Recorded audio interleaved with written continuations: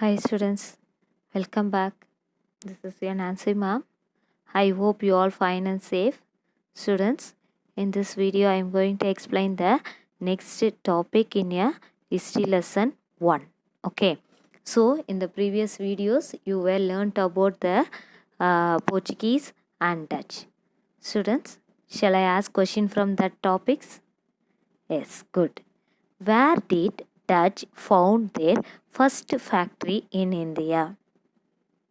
Good. In Masilepattinam in Andhra Pradesh. Who discovered first sea route to India? Very good. Vasco da Gama. Name important factories established by the Dutch in India. Very good.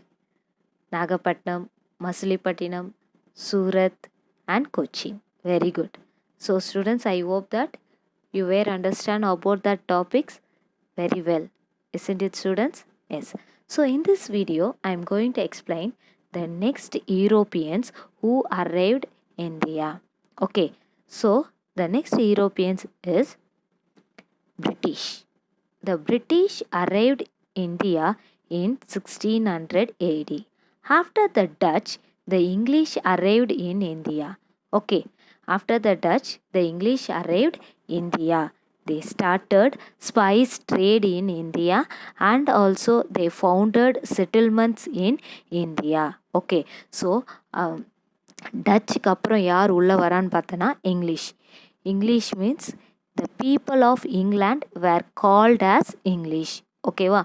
இங்கிலீஷுன்றது England நாட்டு மக்களை தான் என்னன்னு சொல்லுவாங்கன்னா இங்கிலீஷுன்னு கூப்பிடுவாங்க. Okay. So the English arrived India, they started the spice trade in India and they founded their settlements in India.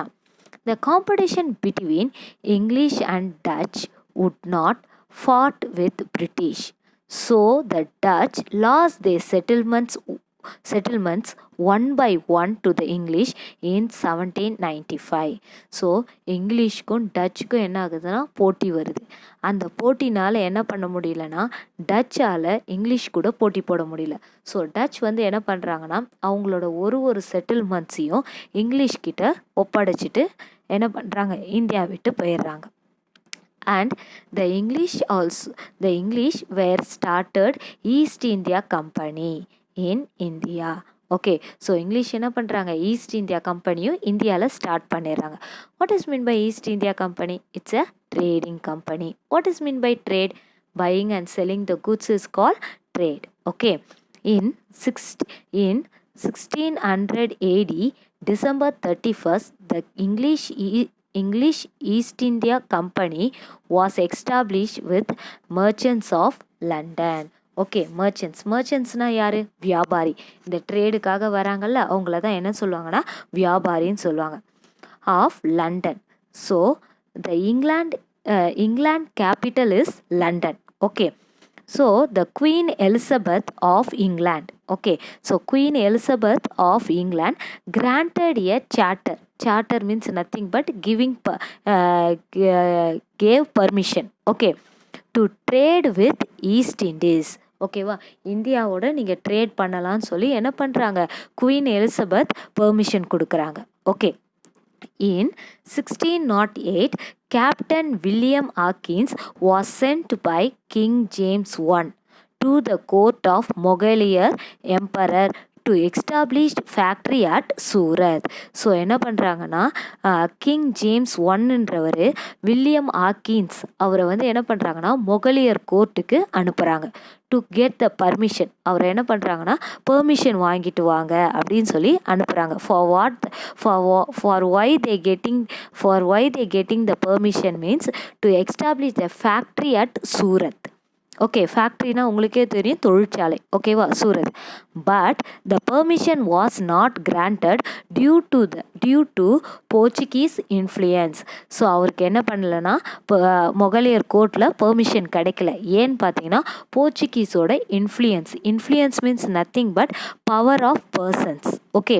So போர்ச்சுகீஸோட power அங்கே மொகலியர் கோர்ட்டில் இருந்ததுனால வில்லியம் ஹாக்கின்ஸ்க்கு என்ன கிடைக்கல, பெர்மிஷன் கிடைக்கல. ஓகே.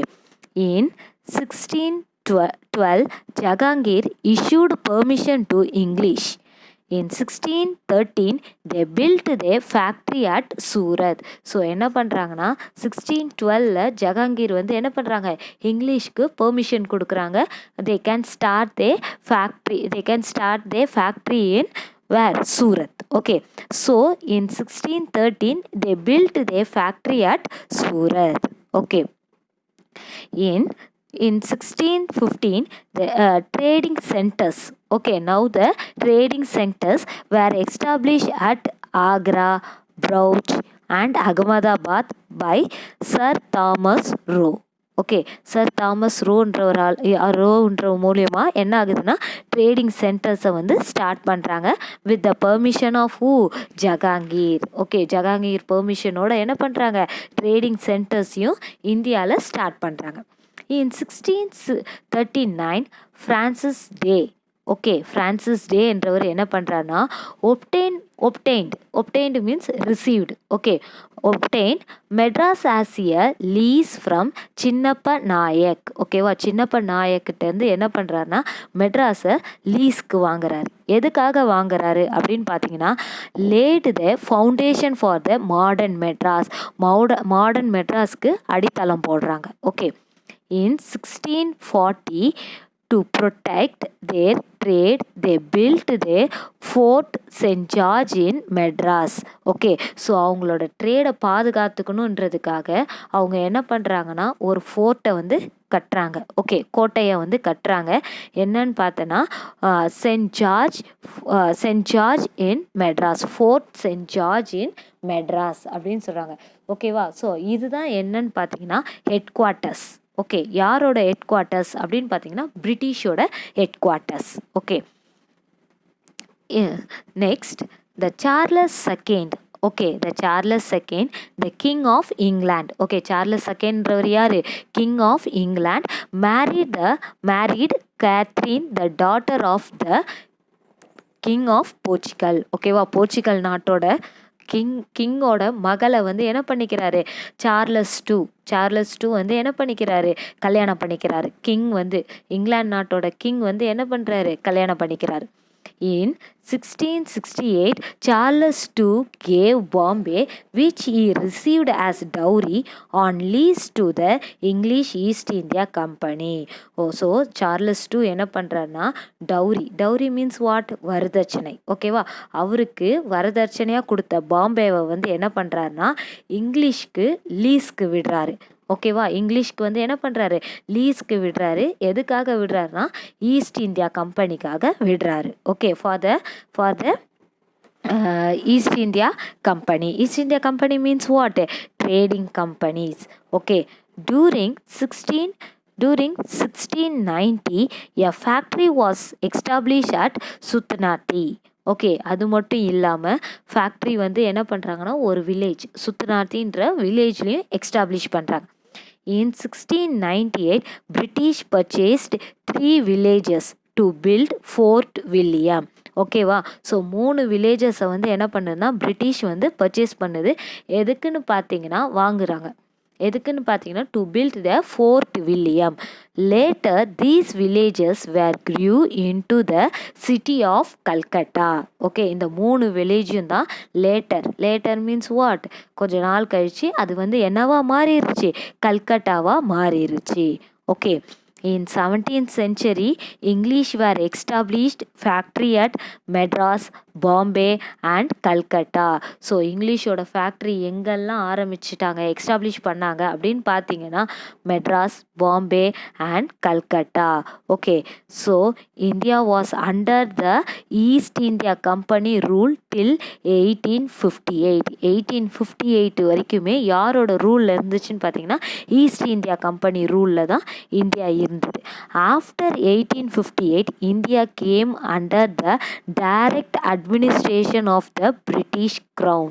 ஓகே, ஸோ டைரெக்டாக என்ன ஆச்சுன்னா பிரிட்டிஷோட கைக்கு இந்தியா, பிரிட்டிஷோட பவருக்கு இந்தியா என்ன ஆயிடுச்சு, மாறிடுச்சு. Okay, so after the 1858, India came under the direct administration of the British crown. ஓகேவா, பிரிட்டிஷோட கிங்கோட கைக்குள்ள வந்து என்ன ஆயிடுச்சு, இந்தியா வந்துச்சு. Now the India in the hands of British. All the control, all the powers are in the hands of British. Okay, so students, I hope that you all were understood about the British. Isn't it, students? Yes. Students, please go through this paragraph. What all the explanations I gave, all the points are in this paragraph, students. Please go through it. Okay. So, why the British came to India? Now you all understood. Isn't it, students?